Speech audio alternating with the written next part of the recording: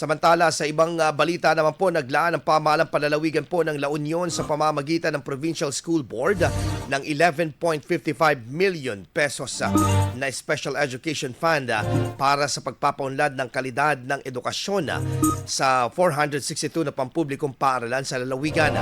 Ang naturang pondo naman po ay gagamitin sa iba't ibang hakbang upang mapanatili at higit na mapabuti pang sistema ng pagtuturo, kabilang ang inklusibong edukasyon, pagtutok sa moral and mental health ng mga mag-aaral at pagpapatupad ng limitasyon sa backpack upang maiwasan ang pagdadala ng pinagbabawal ng mga bagay sa loob ng paaralan. Tiniyak po ng pamahalaan ang maagap at wastong paggamit ng pondo para sa kapaki-pakinabang na mga bagay para sa mga mag-aaral sa buong La Union. IFM News. IFM News. IFM News.